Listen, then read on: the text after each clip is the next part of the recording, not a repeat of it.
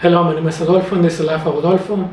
Starting today, I'm going to talk about the passport bros and things that I encountered. A little bit about me. I've been traveling for over 18 months and I've been to 3 hotbeds of the passport bros: Colombia, Thailand, and the Philippines. I've been to other countries, but those are like the main hotbeds of the countries that I've been to. Today, I'm going to cover Colombia, Medellin precisely. I also went to Cartagena, but I want to cover a story or 2 stories in one from Medellin that I encountered. Now, do I consider myself a passport bro, or do other people may consider me? I kind of want to say yes, because I was married to someone from Mexico for over 10 years. And the reason I say kinda is because my parents are Mexican. I do speak Spanish, but my income was from America, using it with someone abroad. Also, during those 18-month span, have I encountered females? Yes.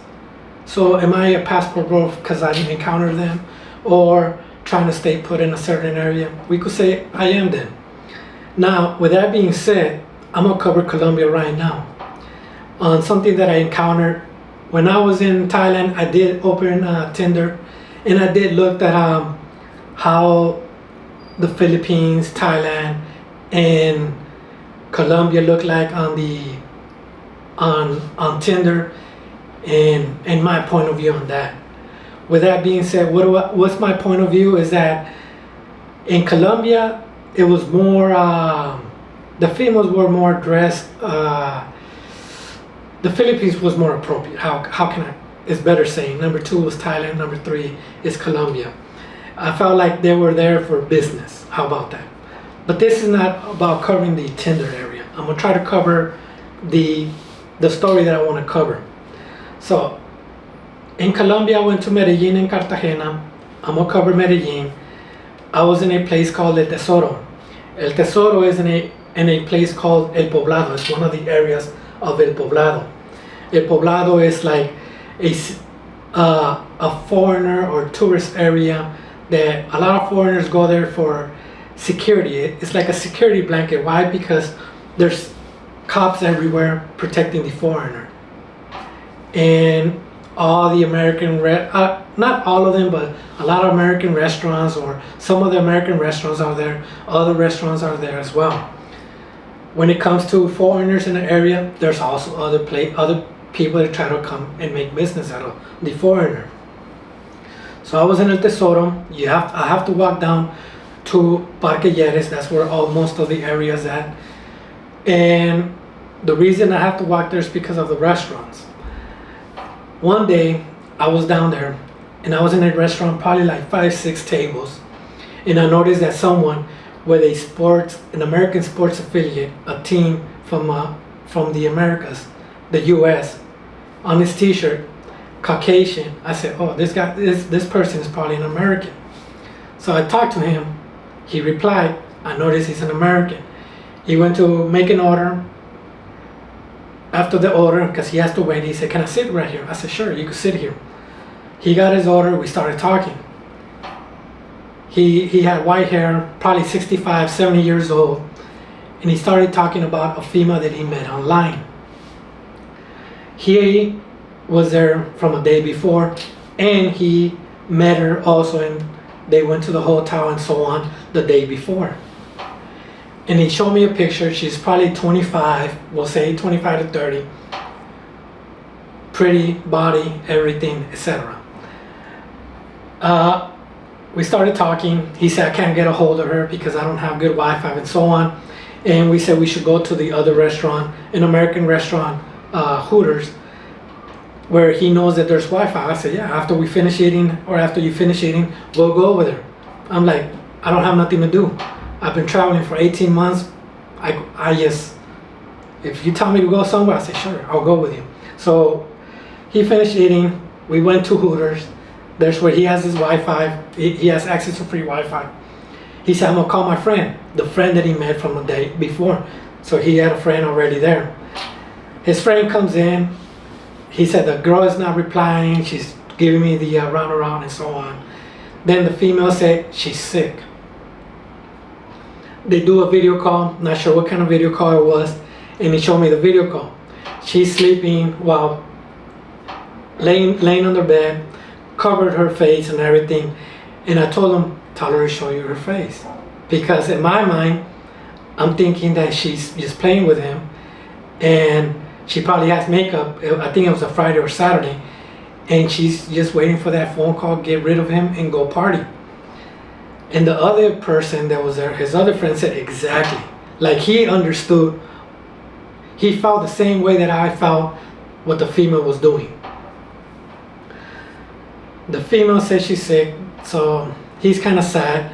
He starts telling us things. Well, he started telling me things afterwards when me and him left. His friend left on the taxi. And when we're walking out, he said, I bought her a tablet, a phone, sofas, and everything. At that point, I felt like he was getting taken advantage of. That's my point of view. And this is one thing that, as a passport bro, someone trying to get someone from abroad, you have to set a limit, a criteria or whatever, to say, you know what, I feel like I'm taken advantage of, or I feel this is not right. Even though if you're like super in love, because you gotta remember the age difference probably made him have more feelings, because he encountered someone that with that age, how pretty and so on. And me and him went walking. This girl approached us that worked around there, and I said, you know what, I gotta go back to my place. And he and her went to go have drinks. The following day, I guess he texted me, I forgot what it was, that he said that she has an encounter. The day that he's supposed to encounter, so he had not that expensive hotel the first day. The second day he's supposed to meet her again, he went all out. And she just didn't show up, and she took everything. Third day, that's when I went over there to Parque Yes, and I saw the girl, and she said, yeah, we just went to drink because he's too old, she said. He's way too old, even for what she was doing, he was way too old. So I kind of understood. And like, for me, I felt like he was taken advantage of, big time. So when it comes to that, you just gotta be careful, because I know sometimes you feel like something is so good and you want to keep it, that they're taking advantage of you. I kind of want to say I almost encountered that, but as soon as someone asks me for money or whatever, I just move on. Especially, and when I say they ask me for money, is that I'm not there and they ask me, I just ignore that. I'm like, you're here for basically living above your means only, and you could say scam or take advantage of the foreigner. I also encountered people that don't try to take advantage or don't ask for money, and at that point I feel more comfortable, because you're not asking for anything unless we're together and I invite you certain places, or of course I have to invite you to eat, or we're gonna eat, or else you're not gonna eat, right? So that's what I'm basically saying. Now when it comes to the second part of the video that I want to talk about, is something in Colombia that happens, that they basically put something in your drink and you don't remember nothing. And I did talk to the security guard where I stayed at in the condo, and he didn't want to say a lot because the image of the condo, but eventually he said that the week before, a Canadian, it happened to him. He don't remember what happened, and they took everything. And I did talk to the security guard, and this is for people that get a place with a security guard or a front desk or so on. And I told him, what do you recommend? And he said, tell the security guard that that person cannot leave without you escorting them. And I'm not saying they're gonna stop the person, but they're gonna go check on you, or whatever the case might be. They're gonna try to do it to prevent it from happening, or if it happened, to prevent a lot of damage or a lot of things happening. And there's places with deadbolts on both sides of the door where you could just deadbolt the inside and hide the key as well. And the other person, like I mentioned in Hooters, he had his friend. His friend, he went beyond. He had an extra room. Like he had a room with all his stuff, and he had an extra room that only had his own, like nothing. Only take the person, take whoever, and so on. I didn't do that. But that's everybody's type of measure and precaution measure for each scenario. So that's my